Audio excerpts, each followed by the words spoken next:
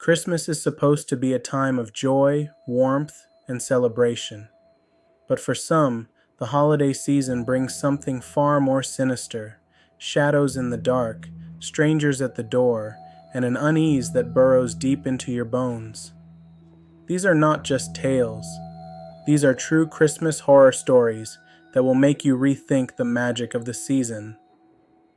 Spending Christmas alone wasn't something I had planned for, but after a painful 2-year relationship ended, my once lively home had become an empty, echoing space, haunted by memories that refused to fade. The silence was deafening. At first, I thought I could embrace it, find comfort in solitude, but over time, the quiet turned oppressive.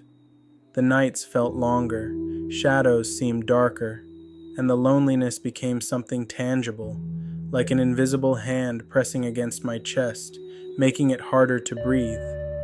That's why I found myself scrolling through Tinder again. Not because I was looking for love, but because I needed something, anything, to distract me from the weight of isolation. Swiping became a routine, a mindless escape. Most matches fizzled out before they even started. Conversations would begin with an awkward "hey" and quickly die off into silence. Then there was Tracy. She wasn't particularly remarkable at first, just another profile in the endless stream of strangers. We had exchanged a few messages, nothing too deep, and she eventually gave me her Snapchat. But even there, she was more of a passive observer, watching my stories without ever really engaging. Days passed, weeks. I had nearly forgotten about her, until she messaged me out of the blue. It was a simple reply to my latest snap, just a picture of my dimly lit living room, captioned, "Trying to get into the holiday spirit." Her response came almost instantly. "Love Christmas, you should decorate a tree." I hesitated before replying. "I have one, but it's in the attic, kind of a pain to set up alone." That's when she sent something unexpected. "I'll help, tonight, if you want." I stared at the message. Something about the sudden offer felt odd. We hadn't spoken in weeks, and now she wanted to come over? But at the same time, what was the worst that could happen? She seemed harmless enough, and the idea of having company for even a few hours was better than spending another night alone. So I said yes. She told me she'd be there at 9 p.m. The uneasy arrival. By the time 9:30 p.m. rolled around, I had started to regret the decision. I had spent the last half hour setting up, lighting some candles, playing soft Christmas music, making sure the place looked presentable. But as the minutes dragged on with no word from her, doubt started creeping in. Maybe she wasn't coming. Maybe this was a bad idea altogether. I sent her a message. "Let me know when you're on your way." For another 10 minutes, there was no response.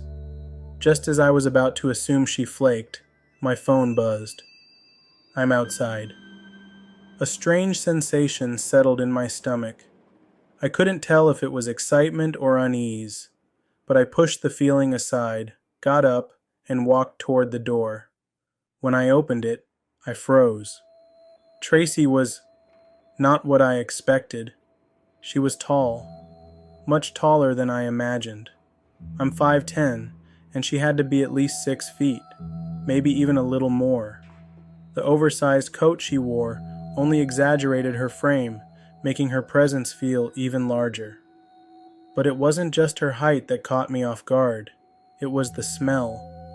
An overwhelming wave of perfume hit me the moment she stepped inside. It was so strong that it was almost suffocating, like she had bathed in it. But beneath the artificial floral sweetness, there was something else. A stale, sour scent that lingered underneath. She smiled, but it didn't feel natural. "Hey," she said. Her voice was deeper than I expected, almost hoarse. "Hey," I replied, stepping aside as she walked in. She moved with a kind of stiff awkwardness, as if she wasn't used to being in someone else's home. Her shoulders were broad, her hands oddly large.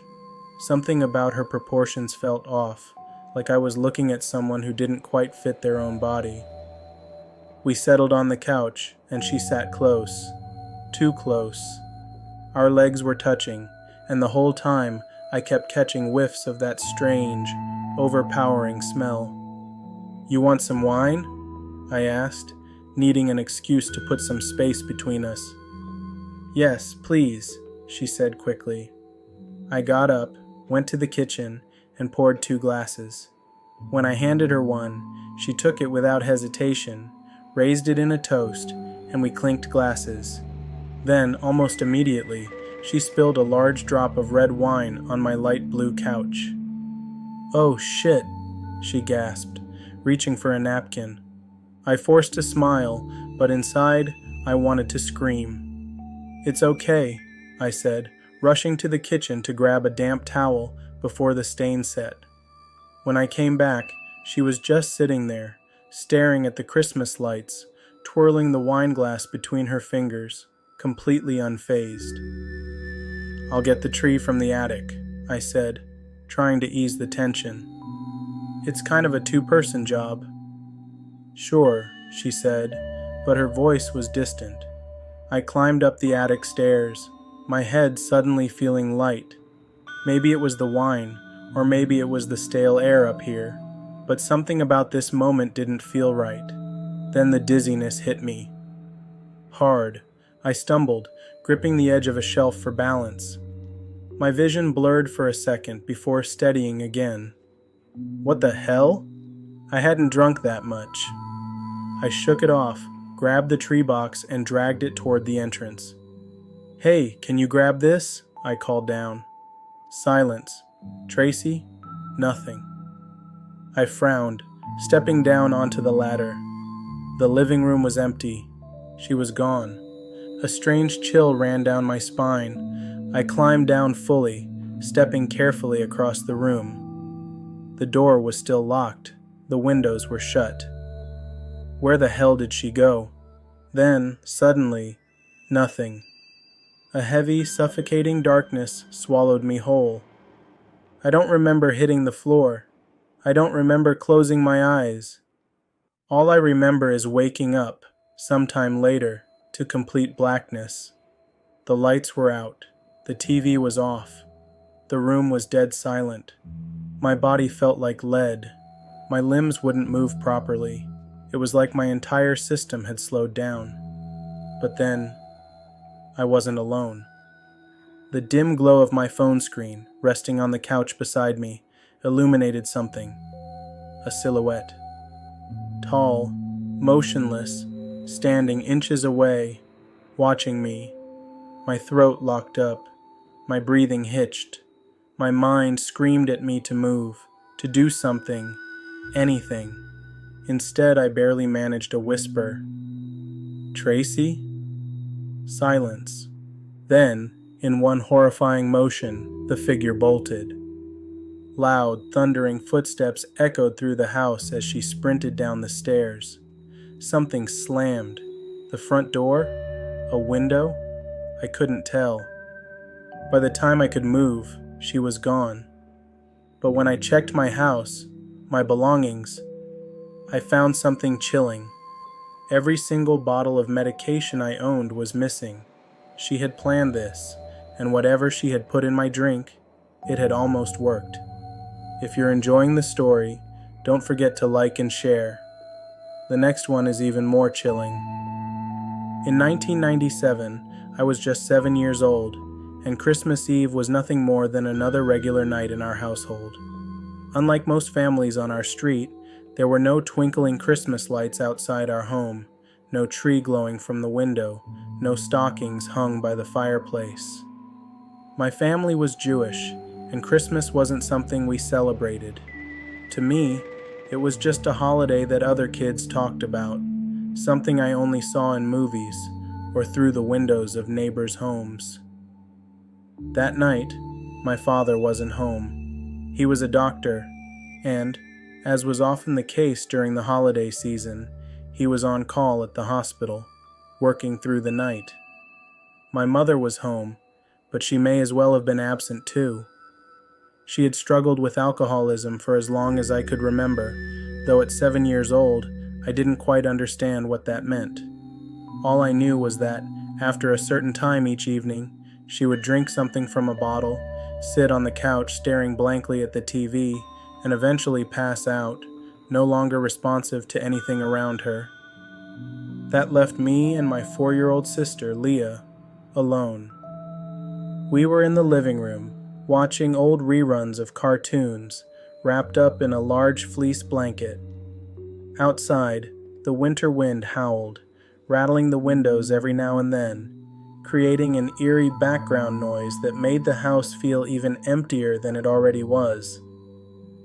Then came the first knock at the door. It was loud, 3 distinct knocks, slow, measured. I looked at Leah, who was already staring at the front door with wide eyes. She was still so little, scared of things that I considered silly at the time, like thunder, or the sound of the wind against the house. But something about the knock unsettled me too. I got up and walked toward the door. The glass panes built into it allowed me to see outside before opening it. I expected to see a neighbor, or maybe even one of Dad's hospital colleagues, checking in on us.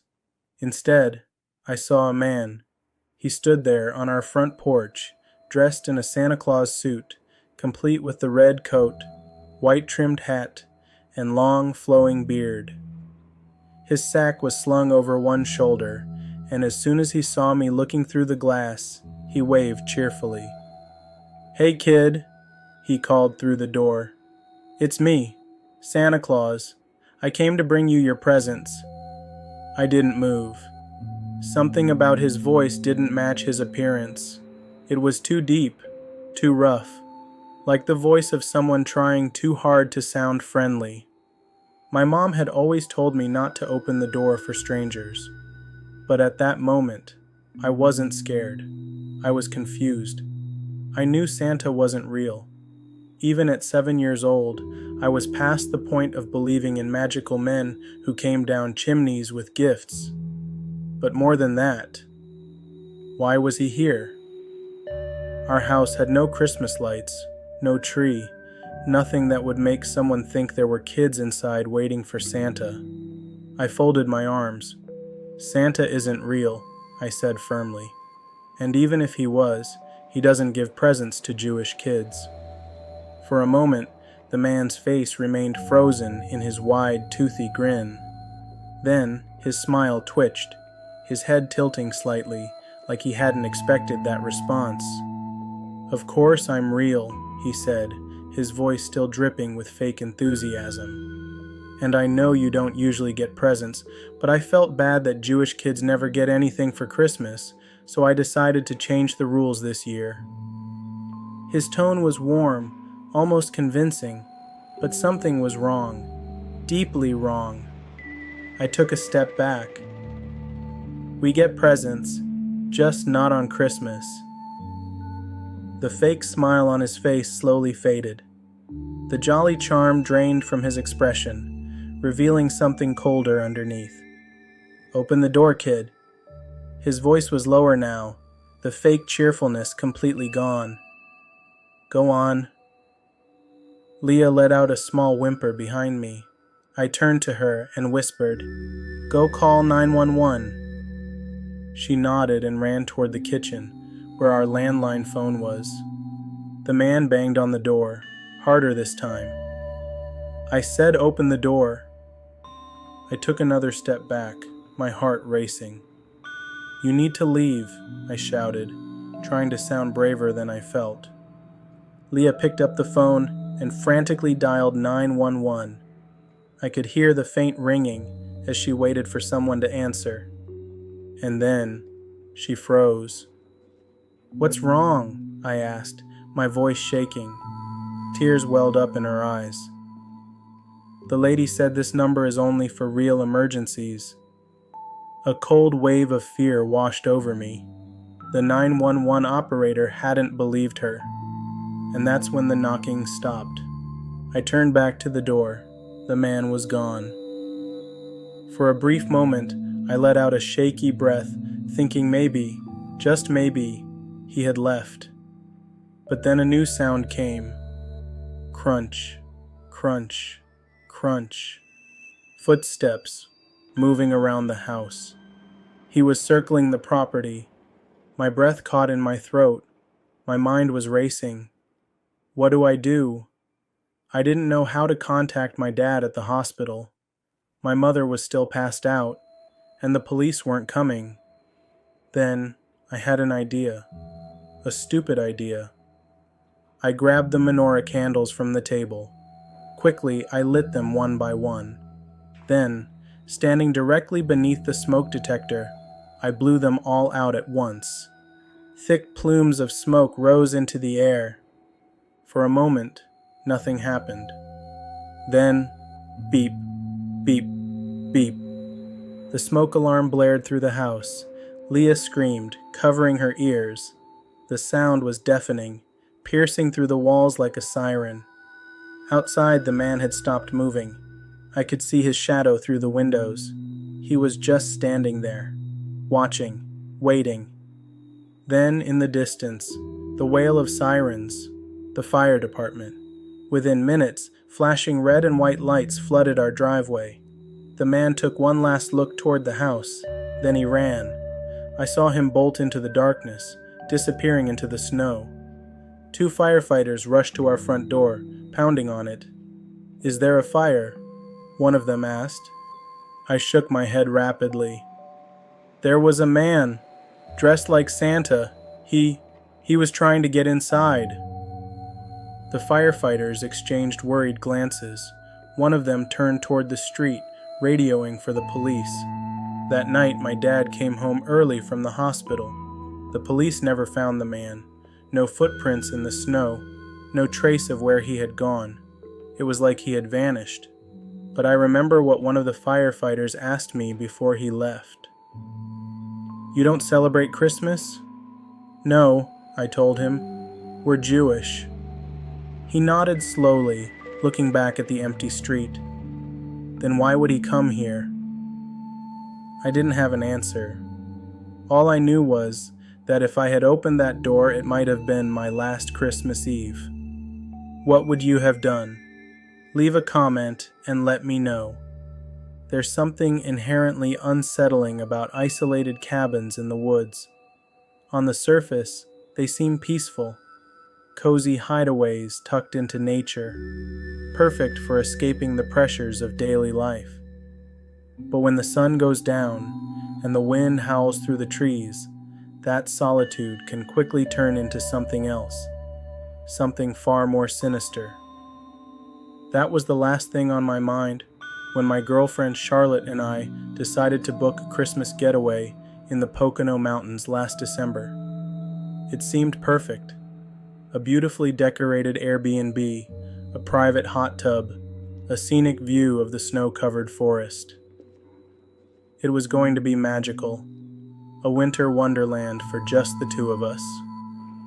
Neither of us could have known what was waiting for us. The cabin in the snow. We left the city around 2 p.m., wanting to arrive before nightfall.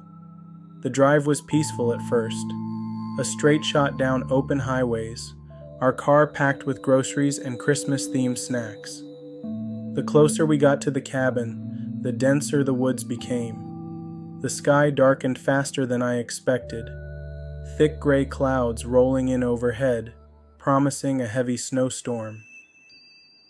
We finally turned onto a narrow gravel road, the wheels of my Jeep crunching over ice-packed dirt. The cabin emerged through the trees, standing alone at the end of the road. It was beautifully decorated, covered in twinkling Christmas lights, with an inflatable snowman and a row of glowing candy cane decorations lining the porch. But something felt off. Maybe it was just the eeriness of being deep in the woods, miles away from the nearest town. Or maybe it was the way the trees seemed unnaturally still, the wind absent despite the incoming storm. Whatever it was, I felt a subtle sense of unease as we pulled into the driveway. Charlotte, however, was ecstatic. "It looks perfect," she said, squeezing my arm. I forced a smile. "Yeah, perfect." We parked and began unloading our things. The cabin was larger than expected, with a wraparound porch, a stone fireplace visible through the large windows, and a second-floor loft. It had a classic log cabin feel, warm wood interiors, cozy furniture, and an overwhelming smell of pine and cinnamon.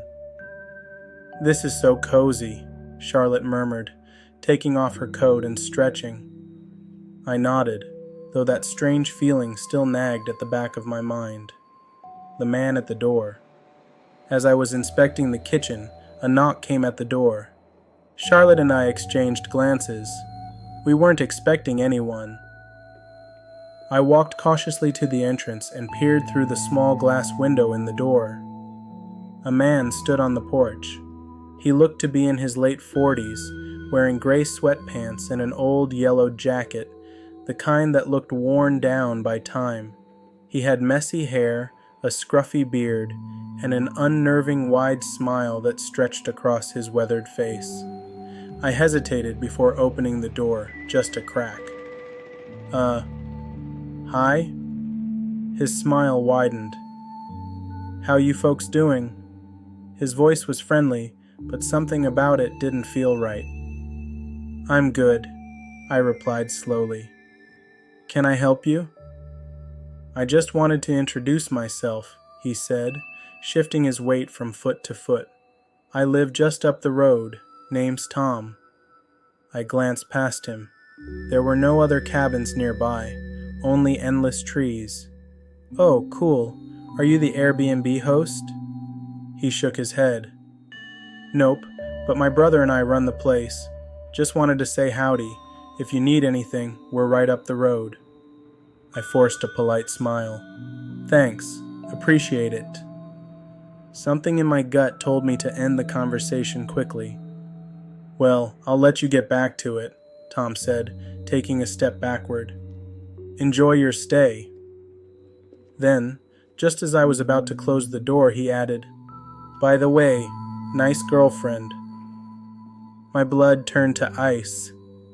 I closed the door, locked it immediately, and turned to Charlotte, who was still in the kitchen.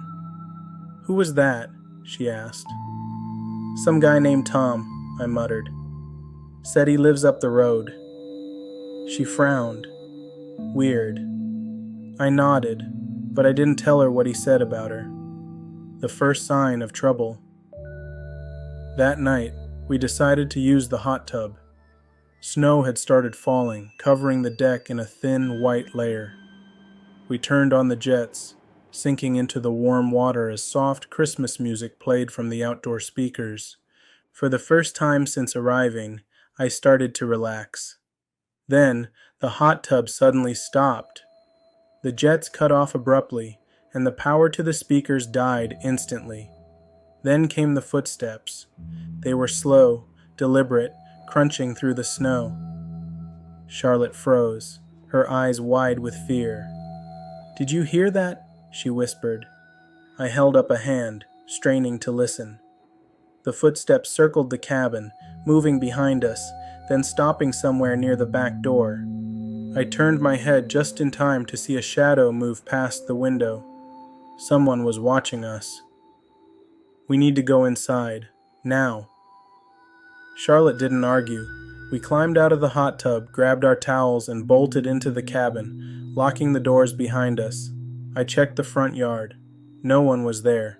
Then I checked the driveway, and my heart dropped. There were fresh footprints in the snow. They circled the cabin multiple times. Charlotte grabbed my arm. "Let's call the host." I nodded and sent a quick text to Mike, the Airbnb owner. "Hey, there was a guy outside our cabin. Said his name was Tom. He said he runs this place with his brother." A minute later, Mike replied, "Who's Tom?" I felt a cold chill run down my spine. "The guy who came by earlier. Said he lived nearby. Mike's next message came instantly. I don't know anyone named Tom. No one else runs this property. I turned to Charlotte, my hands shaking. We need to leave. We started packing our bags immediately, throwing clothes into suitcases without even folding them. Every second felt like an eternity. My mind was racing. Who the hell was that guy? Then, as I zipped up my bag, we heard it. The front door handle rattled. Someone was trying to get in. Charlotte grabbed my arm, her breathing shallow with fear. Then, bang, bang, bang. A fist slammed against the door, each hit shaking the frame. We didn't wait. We grabbed our bags, ran out the back door, and jumped into the car. As I started the engine, I glanced up. Tom was standing at the edge of the woods. He was watching us, smiling. I slammed the gas pedal. We didn't stop driving until we reached the nearest town. Later that night, Mike called us. The police checked the cabin. No one was there. No sign of forced entry. No footprints. It was like Tom had never existed. But I knew what I saw, and I knew one thing for sure. We were never alone in that cabin. If you made it this far, hit subscribe and ring the bell for more terrifying stories. You never know what's lurking in the dark.